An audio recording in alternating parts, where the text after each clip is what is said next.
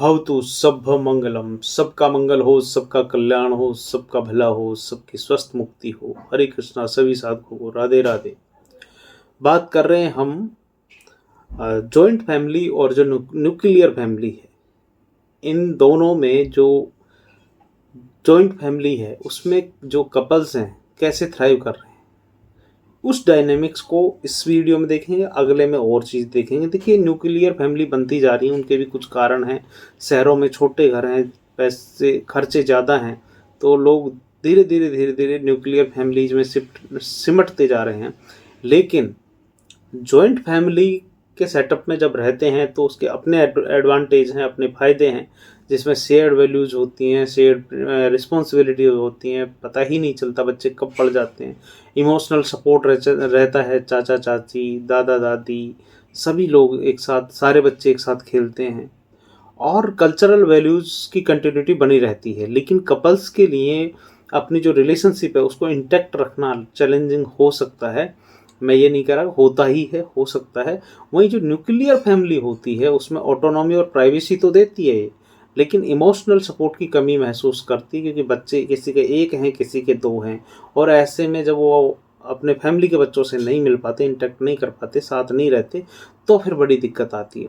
इस डिस्कॉर्ड में हम एक्सप्लोर करेंगे कि कैसे कपल्स जॉइंट फैमिली में रहते हुए भी, इसमें जॉइंट फैमिली की बात करेंगे, अगले वीडियो में फिर जो न्यूक्लियर फैमिलीज हैं उनसे रिलेटेड बात करेंगे कि कैसे जॉइंट फैमिली में रहते हुए भी अपनी जो बॉन्ड है उसको मजबूत रख सकते हैं। क्योंकि देखो, जहाँ दिक्कत आती है वहीं फिर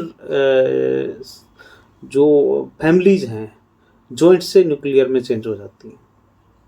तो इस डिस्कॉर्ड में हम बात कर रहे हैं कि कैसे कपल्स जॉइंट फैमिली में भी अपने बॉन्ड को मजबूत रख सकते हैं, और प्रायोरिटाइजेशन, इमोशनल एलिमेंट और बैलेंस के प्रिंसिपल को यूज करते हुए। पहली चीज़ है कि एक दूसरे को प्रायोरिटाइज देना। फैमिली हार्मनी के साथ कपल का रिलेशनशिप और उनकी लाइफ में फाउंडेशन, लाइफ की जो फाउंडेशन है फैमिली, जॉइंट फैमिली में हार्मनी यानी कि खुशियाँ, समरसता जो है उसको बनाए रखने की ज़रूरत है। कि पार्टनर एक दूसरे की प्रायोरिटी दें, प्राथमिकता दें, लेकिन फैमिली को नेगलेक्ट किए बिना। मतलब दोनों तरफ बैलेंस बनाना, फैमिली को भी और अपने पार्टनर को भी। इसके लिए बैलेंस बनाना बहुत ज़रूरी है। फैमिली कमिटमेंट्स निभाना भी ज़रूरी है, और जो एलोन टाइम जो है अपना हस्बैंड वाइफ का, उसे भी क्रिएट करना है, उसको भी साथ साथ पैरेलल लेके चलना है, और एक दूसरे की जो नीड्स हैं उनको एक्नॉलेज भी करना है। दूसरा, लाइनिंग अप प्रिंसिपल का यूज करना, यानी कि जो गवर्नमेंट प्रिंसिपल से इंस्पायर्ड लाइनिंग अप कॉन्सेप्ट बताता है कि जब हर कोई अपनी रोल और रिस्पॉन्सिबिलिटीज को समझता है तो हार्मनी खुद ब खुद बनती रहती है। कपल्स को चाहिए कि वो जो फैमिली स्ट्रक्चर है उसमें अपने जो रोल्स हैं उनको क्लियर करें और उनको पूरा निभाने की कोशिश करें। रेगुलर कम्युनिकेशन से एक्सपेक्टेशंस और चैलेंजेस पर चर्चा करें ताकि मिसअंडरस्टैंडिंग्स ना हो। गोल्स जब अलाइंड होंगे तो कॉन्फ्लिक्ट्स ऑटोमेटिक कम हो जाएंगे और फैमिली डायनेमिक्स बेहतर हो जाएंगे। तीसरा है इमोशनल सपोर्ट बिल्ड करना, और इसमें है कि जॉइंट फैमिली का जो इमोशनल इकोसिस्टम होता है, लेकिन कपल्स के लिए एक दूसरे का इमोशनल एंकर बनना ज़रूरी है। इसका मतलब है कि एक्टिवली जो लिसन करना, फीलिंग्स वैलिडेट करना, एक दूसरे के लिए सेफ स्पेस बनाना, और फैमिली मेम्बर्स जनरल सपोर्ट दे सकते हैं, लेकिन कपल्स की यूनिक बॉन्ड जो है म्यूचुअल ट्रस्ट और एम्पैथी पर डिपेंड करती है। नंबर 4, ओपन और रिस्पेक्टफुल कम्युनिकेशन, यानी इफेक्टिव कम्युनिकेशन किसी भी रिलेशनशिप की बैकबोन है, और जॉइंट फैमिली में ये ज़्यादा इम्पोर्टेंट हो जाता है। कपल्स को अपने नीड्स और कंसर्न रिस्पेक्टफुली कम्युनिकेट करने चाहिए एक दूसरे के साथ, ना सिर्फ एक दूसरे से बल्कि जो फैमिली मेम्बर्स हैं उनसे भी। डिसएग्रीमेंट इनेविटेबल हैं, लेकिन उन्हें मैनेज कर सकते हैं। रिलेशनशिप की यूनिटी को इंटैक्ट रखने के लिए बहुत ज़रूरी है। और हमेशा जो लैंग्वेज बांध के रख सकती है, आई की जगह वी वाला जो कॉन्सेप्ट है, वो इमोशन है, उनको हमेशा अपनी रिलेशनशिप में बांधे रखें। ओपन डायलॉग की प्रैक्टिस करें, कहीं कोई दिक्कत हो तो खुल के बात करनी जरूरी है रिलेशनशिप में। पांचवा, ट्रेडिशन और इंडिविजुअल नीड्स का बैलेंस होना, यानी जॉइंट फैमिलीज में एस्टैब्लिश्ड ट्रेडिशनल कपल्स के इंडिविजुअलिटी को रेस्ट्रिक्ट करती है। ये बैलेंस बनाना बहुत ज़रूरी है। कपल्स को फैमिली ट्रेडिशंस जो ऑनर करनी चाहिए, और साथ ही अपने जो यूनिक रिचुअल्स हैं और एक्टिविटीज़ हैं उनके लिए स्पेस भी क्रिएट करना चाहिए।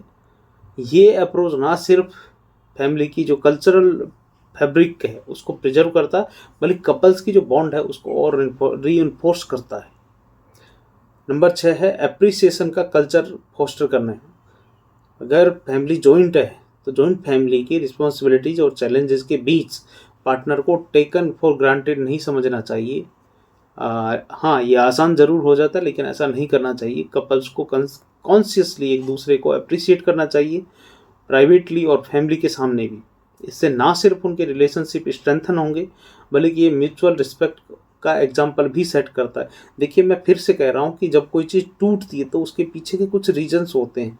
जॉइंट फैमिली का टूटने का मात्र एक कारण ये नहीं है कि शहर में आ गए सब, क्योंकि आज भी गांव में भी रह रहे हैं लोग, और गांव में भी जॉइंट फैमिली नहीं है।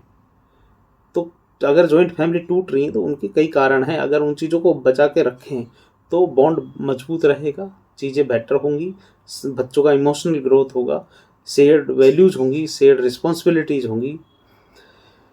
नेक्स्ट है कि जो कॉन्फ्लिक्ट है उसको मैच्योरिटी के साथ हैंडल करें। कॉन्फ्लिक्ट आना सब में स्वाभाविक है। जॉइंट फैमिली के सेटअप में पर्सपेक्टिव्स अलग अलग हो सकते हैं, जिससे उससे कॉन्फ्लिक्ट तो होने स्वाभाविक है, इतने सारे लोग एक साथ रहेंगे तो। कपल्स को जो ब्लेम गेम है उससे बच करके प्रॉब्लम सॉल्विंग माइंडसेट अपनाना चाहिए। इश्यूज को मैच्योरिटी के साथ, टीम वर्क के साथ अप्रोच करने से कॉन्फ्लिक्ट रिलेशनशिप पर असर नहीं डालते। Constructive dispute resolution strong partnership की निशानी है। देखिए, अब है नंबर 8, सेल्फ केयर रिलेशनशिप की केयर। जो है सेल्फ केयर मतलब रिलेशनशिप की जो केयर है उसकी फाउंडेशन है। कपल्स को अपनी वेलबींग प्रायोरिटाइज करनी चाहिए ताकि रिलेशनशिप सस्टेन कर सके। एक दूसरे के पर्सनल ग्रोथ, आइडियाज और सेल्फ केयर को प्रैक्टिस करें और सपोर्ट करें। हेल्दी इंडिविजुअल्स ही हेल्दी पार्टनरशिप बना सकते हैं जो फैमिली डायनेमिक्स को एनरिच करती है। देखिए, यहाँ तक जो हमने देखा, सुना, समझा है, इसमें ये समझ में आया है कि जो जॉइंट फैमिली में रहना एक डेडिकेटेड बैलेंस मांगता है। टुगेदरनेस और इंडिविजुअलिटी के बीच का सामंजस्य प्रायोरिटाइज करके, रोल अलाइन करके और इमोशनल सपोर्ट फोस्टर करके जो कपल्स हैं ना सिर्फ सर्वाइव कर सकते हैं बल्कि थ्राइव भी कर सकते हैं। आज जो डिस्कस किया प्रिंसिपल टाइमलेस है ये, और कपल्स को उनकी जो फैमिलियल इन्वायरमेंट है उसके रिचनेस और को ऑनर करते हुए एक मजबूत रिलेशनशिप बनाने का रोड मैप देते हैं। अगर आपको ये कंटेंट वैल्यूएबल लगा हो तो कमेंट्स में अपनी थॉट जरूर शेयर करें।